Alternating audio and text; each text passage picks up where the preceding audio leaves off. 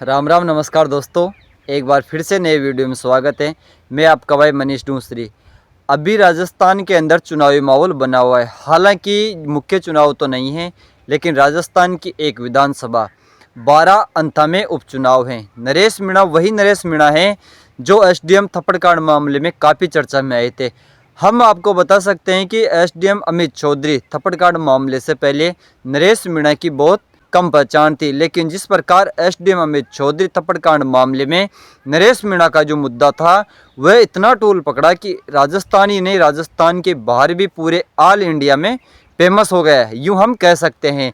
नरेश मीणा का वह थप्पड़कांड आपने जरूर सुना होगा, या वह थप्पड़कांड की आवाज़ आपके कानों तक जरूर गूंजी होगी। वह थप्पड़कांड की गूंज एसडीएम अमित चौधरी के कानों पे गुजी थी, लेकिन उसके साथ साथ ऑल राजस्थान ऑल इंडिया के अंदर वो थप्पड़कांड की आवाज़ सबको सुनाई दी थी। वही नरेश मीणा अभी चुनाव लड़ रहे हैं अंता विधानसभा से। जो नरेश मीणा पहले देवली विधानसभा क्षेत्र में चुनाव लड़े थे, वहाँ से दूसरे नंबर पे रहे और बीजेपी को जीत हासिल मिली। लेकिन अभी यहाँ पे टक्कर है कांग्रेस और नरेश मीणा के अंदर। वहाँ पे टक्कर हो चुकी थी बीजेपी और नरेश मीणा के अंदर। अब इसके अंदर देखना यह होगा कि कौन सा नेता नरेश मीणा के सपोर्ट में आता है या फिर खड़ा होके नरेश मीणा का साथ देता है। उस टाइम तो आपने बहुत सी कहावतें सुनी होगी कि 5 पांडवों की टीम है, और नरेश मीणा के लिए उस टाइम भी 5 पांडव सोशल मीडिया के माध्यम से तो आह्वान कर रहे थे, लेकिन मैदान में या उस क्षेत्र में जाकर नरेश मीणा के लिए प्रचार किसी ने भी नहीं किया। अब ऐसा ही मामला और उठता हुआ नजर आ रहा है कि 5 पांडवों की टीम क्या नरेश मीणा के लिए चुनाव लड़ेंगे। आपको बता दें कि आज 24 अक्टूबर 2025 से नरेश मीणा ने चुनाव के लिए प्रचार की जो तैयारियां हैं वो शुरू कर दी हैं, और नरेश मीणा को फुल सपोर्ट वहां से भी मिलता हुआ नजर आ रहा है। लेकिन वो तो समय बताएगा कि कौन वहां से चुनाव जीतता है।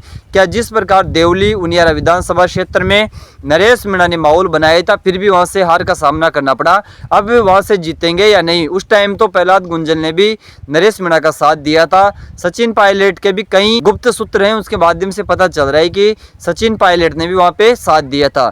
लेकिन अब फिर से सवाल वही खड़ा होता है कि वो 5 पांडव या फिर नरेश मीणा के साथ में उतरेंगे सचिन पायलट। प्रहलाद गुंजल नरेश मीणा जब 8 महीने जेल में थे, उस टाइम खूब भागा दौड़ करे थे।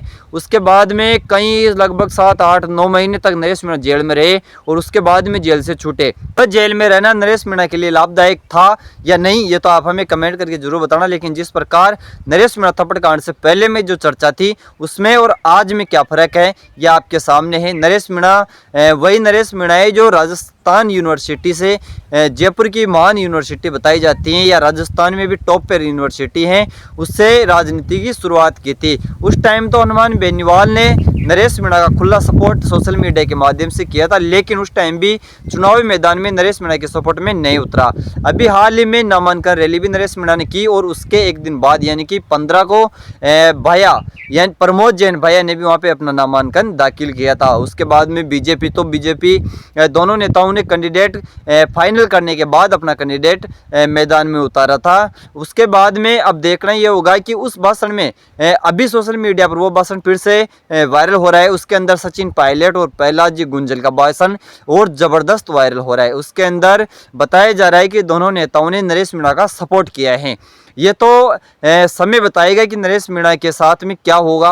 अगर जीत जाएंगे तो ये देखना होगा कि कौन से नेता ने सपोर्ट किया, वो खुद खुलासा कर देंगे, क्योंकि नरेश मीणा दिल के फ्री और माइंड के थोड़े क्रोधित इंसान बताए जाते हैं, वो बाद में वो खुद बता सकते हैं। लेकिन अभी जो वीडियो या सोशल मीडिया पर वायरल हो रही है खबरें, उसके माध्यम की जानकारी की प्राप्त करें तो उससे पता चल रहा है कि नरेश मीणा के सपोर्ट में प्रहलाद गुंजल और सचिन पायलट उतर चुके हैं। क्योंकि जब प्रमोद जैन भैया के वहाँ पे नामांकन रैली थी, उसमें कई कांग्रेस के बड़े दिग्गज नेता और क्षेत्र में पकड़ रखने वाले कांग्रेसी जो भी नेता थे सब पहुंचे थे।